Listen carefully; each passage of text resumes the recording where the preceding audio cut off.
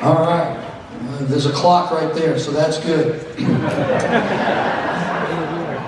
Well, thank you, Tulsi. I can't tell you how honored I am to have your support and endorsement in this Senate race. You're a patriot. You love your country. You're a strong woman. And I know a little bit about that in my life with my grandmother and my mother and my wife Sharon.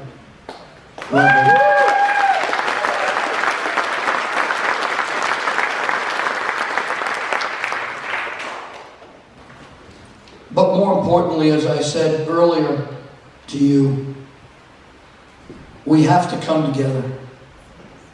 There is no other time in our country that is more important for us to come together than now. And we see it every place that we go. And I tell you, I am honored to be here, Pastor. Thank you.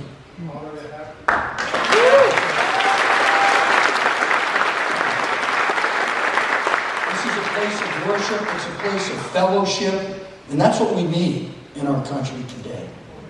We need fellowship. We need to take away the divisiveness that's been created among people who have put us in boxes based off of sex, creed, race, and religion. We need to take that away. We have a higher purpose, and that is the future, livelihood, and success of our children and our grandchildren. This is what is at stake right now. I have no doubt about it. I'm joined here today by two of my grandchildren. Our 8-year-old granddaughter is with her dad having a birthday day, which is very good. And I have the other two, little Jay, who's 9, and Hannah, who's 4. And when I look into their eyes, I contemplate that right now, they will not have the opportunity that I have, that many of us in here have had, if we do not change direction of this nation.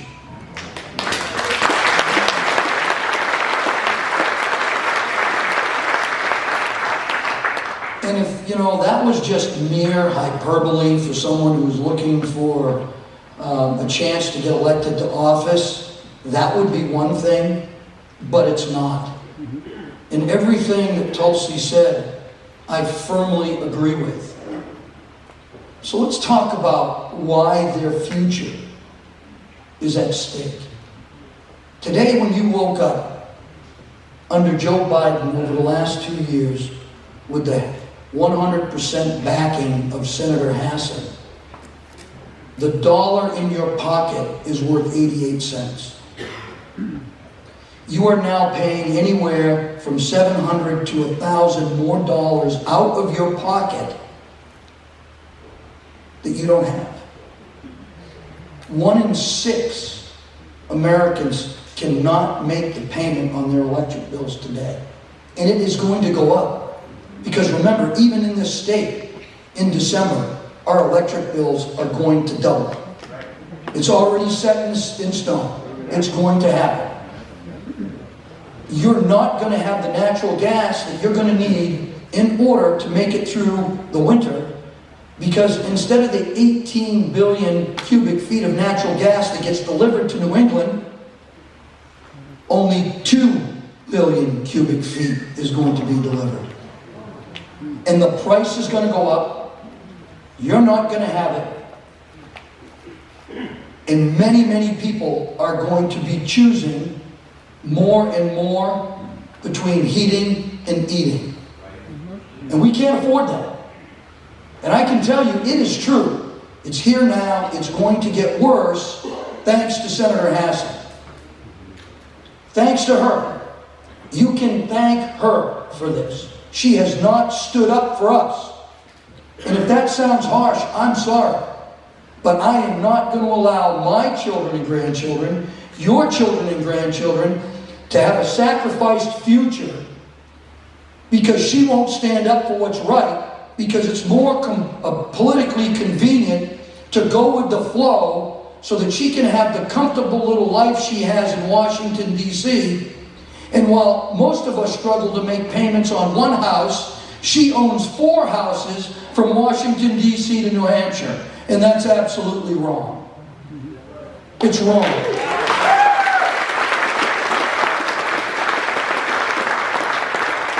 I talked with Granite Staters who just lost their home. 3 children, they just moved into a 3-room apartment because they can no longer afford the payments on their home, coupled with the heating and eating bills and health care, school, everything, travel, you name it, paying for gas. They cannot afford it. And imagine that. 2 years ago, they weren't even thinking about that. Now, in the snap of a finger, 2 years, they're out of a home. They're in a 3-room apartment. They lost the American dream. It was their home. And you got to face that, Senator Hassan. You know, her easiest day is walking in the Senate chamber and pushing yay or nay. Easiest day she has. Now, remember, she does that 100% of the time for Joe Biden's failed policies and 96% of the time for her party and for Chuck Schumer. Well, that leaves little consideration for you. And that's absolutely wrong. That's her easiest day. You know what her hardest day is? Coming back to New Hampshire and facing those people that she hurt. And you know what? She's unwilling to do it. She won't debate me. She doesn't campaign. She does it by Zoom.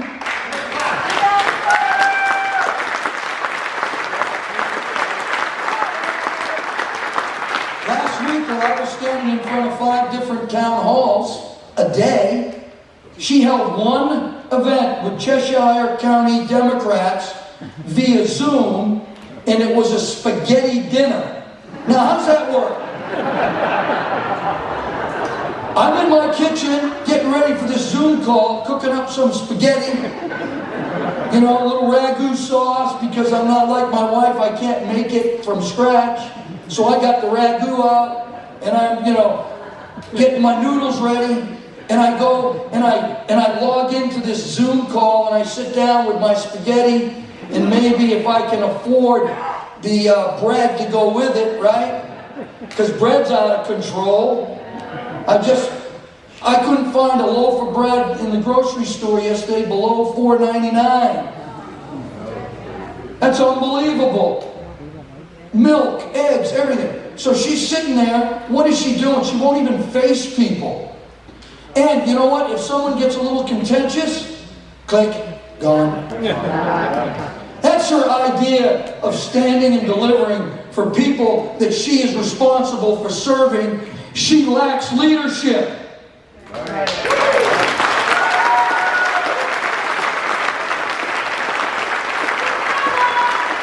doesn't believe in America. She doesn't believe in our principles. She doesn't believe in our God-given rights embodied in the Declaration of Independence. Life, liberty, the pursuit of happiness. Don't tread on me. Don't tread on me, Maggie Hassan. Don't tread on me, federal government. This is a government of the people, by the people, and for the people, and it's yours, and she wants to take it away from you.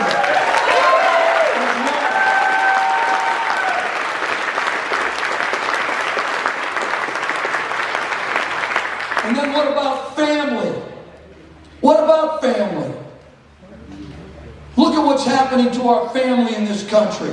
It's being torn apart by every which way. There's no investment in the family. Keep the family weak, you'll keep communities weak, keep communities divisive and weak, and our country is weak. This is unbelievable. We got to stop that. God, family, community, country. Amen. Those are my pillars. That's how I was raised. That's how we're raising our grandchildren. To believe in God. To love family. To invest in your community. To do those things inside your community that bring people together, to help each other. I grew up on a farm. I delivered dairy. We had a dairy farm, maple syrup farm, produce farm. I delivered milk with my grandfather. My nickname was Puck. Because my grandfather said, this kid's all over the place, like a hockey puck. So it stuck.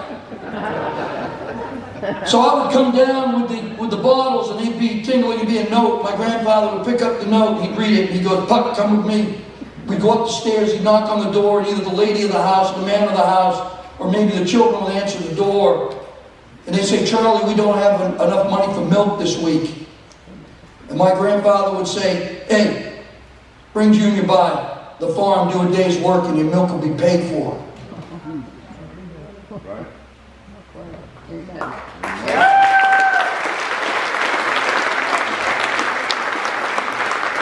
You don't see that today. It's rare. You see it here, though. What this fellowship does for families and people and communities is incredible.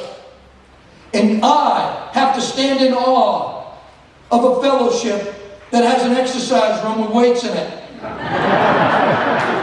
That's my kind of church.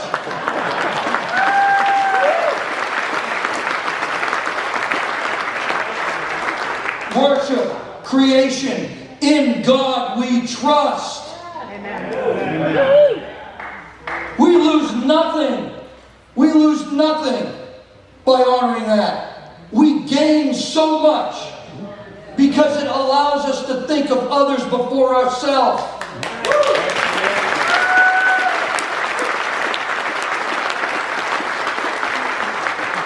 We have forgotten our history. We are erasing our history. We are tearing it down. We are removing it. We're not teaching our children history. We're not teaching them ABCs. We're teaching them CRT. Right. Yeah. We're not teaching them to be good people. We're teaching them about sexual things and transgender things and things that don't belong in the classroom. Yeah.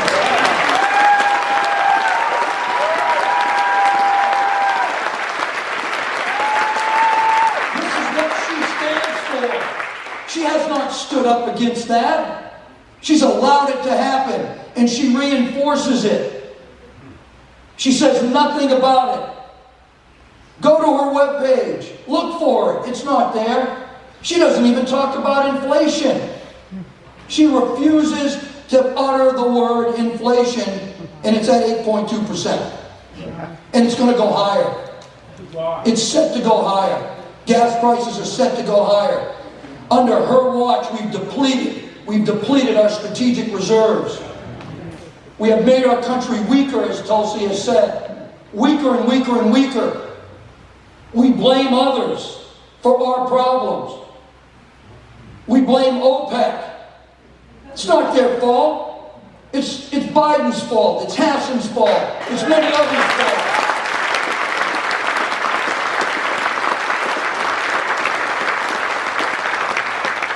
Tulsi talked about freedom. Freedom. Freedom to stand up and be counted and be heard and be respected for it. On my way here in Manchester, I was stopped at a light, and some lady comes through the intersection, blocks the intersection, only to curse at me and give me the finger.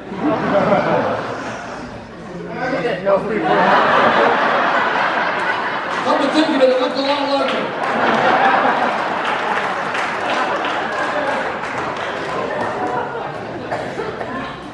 Unbelievable. Why? Because I have a different opinion? Right? Why? We should respect that. I smiled and waved at her. Right? Just smile and wave. I don't know, I watch a lot of movies with my grandchildren. One of them is Madagascar with the penguins. I love those guys. And their big saying is, hey, should we tell them this is going on? And they say, no, just smile and wave, smile and wave. That's all we really can do. Freedom is so precious. I know it's precious. I have seen it. We have sent service members overseas time and time again during this country history to fight for our freedom, to ensure our freedom, but also because we are a country that has such compassion for the human condition that we send our men and women to help others, whether it is combat operations or what we do most of, humanitarian operations. The military saves more lives than it takes. But people don't know that. Oh, here we go. They think, I can't believe this. This is the first time in my life I've seen duct tape fail. I can't fix anything without duct tape. Yeah, it's made in China now. You know, if we got some damn duct tape that was made here, you could hold up this building.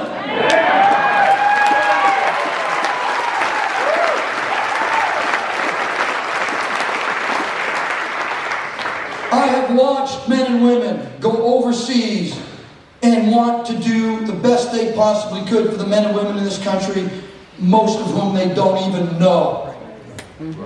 Many of our service members don't even know where many people live. They know their area, they know their region, but outside of that, they just do it because they love freedom and they want to help others. That's the American way. And as Tulsi said, the leadership in Washington, D.C. right now on both sides of the aisle, is not doing this. They are forsaking this idea. Think about what's going on right now in our country with our military and how our military is being weakened by the ideas of Joe Biden and Maggie Hassan and the rest of them. Our country is marginally capable of doing its job, and that is fighting and winning our nation's wars. We are not preparing the men and women that raise their right hand to be able to fight and win those wars. Instead, we're teaching them CRT, transgender, pronouns. Hell, in the military academies, you can't even refer to your mother and father as mom and dad. It's like parental leadership mechanisms or something like that. No one is going to take my right away from me to call my mom mom and my dad dad.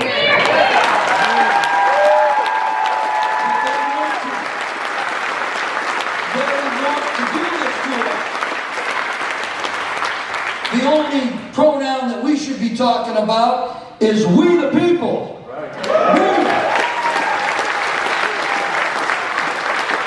And when you said the pledge, you said, I pledge.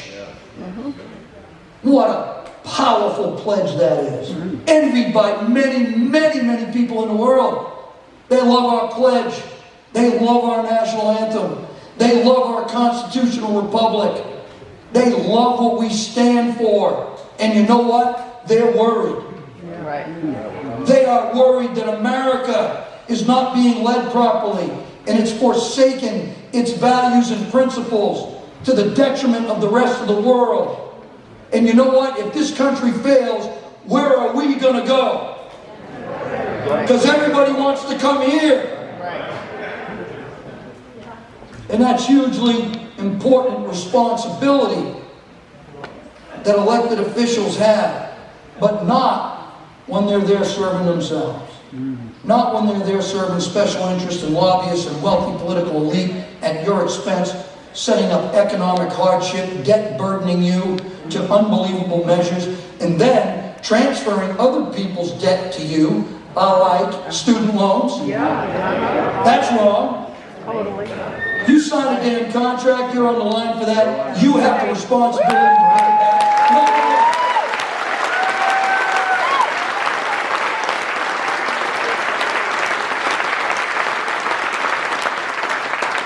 The last thing I want to cover, pioneers and justice. I love this backdrop. It was like made for me.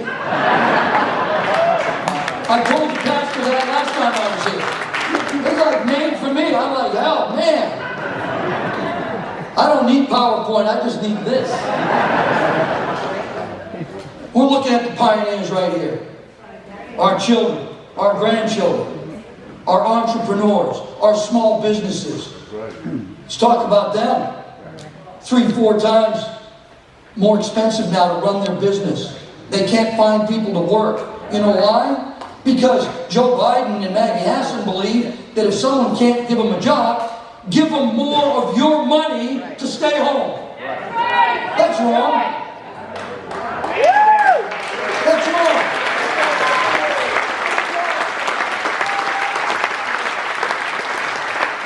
We need our pioneers. We need our entrepreneurs. We need our children to get the right education, academic excellence. I look here at Anne-Marie Banfield, who has taught me so much about education. More importantly, the education that our children aren't getting, and why they should get the education that they deserve. So that you and I, when we get older, can depend on them to take care of us. Right?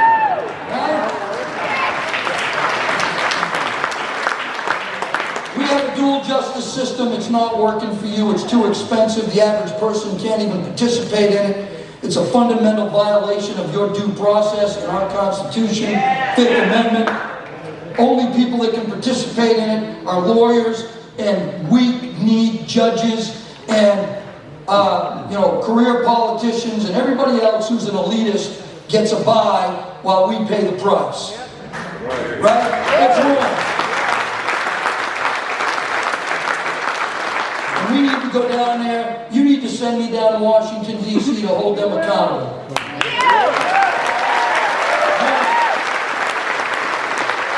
That's two things, real quick. I have a vision, and my vision is clear and simple. It is to go to Washington, D.C. and serve you. This is a job interview to be your United States Senator. This is a job interview to go to Washington, D.C. and serve you. You're hired. Thank you.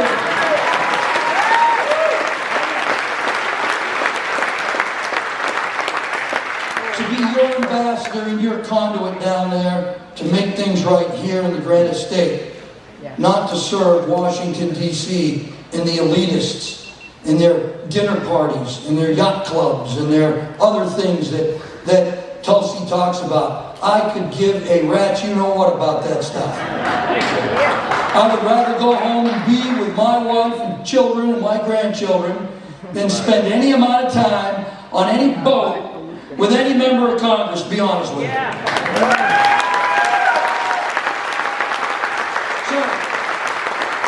My mission is this, and it's simple. And if every public servant looked at it this way or did it this way, I think all of us would be way better off today. And this is it. We the people, in order to form a more perfect union, establish justice, and ensure domestic tranquility, provide for the common defense, promote the general welfare, for ourselves and our posterity, our children and our grandchildren, do ordain and establish this beautiful, these are my words, beautiful, wonderful Constitution of the United States of America. God bless you. God bless America. And live free America.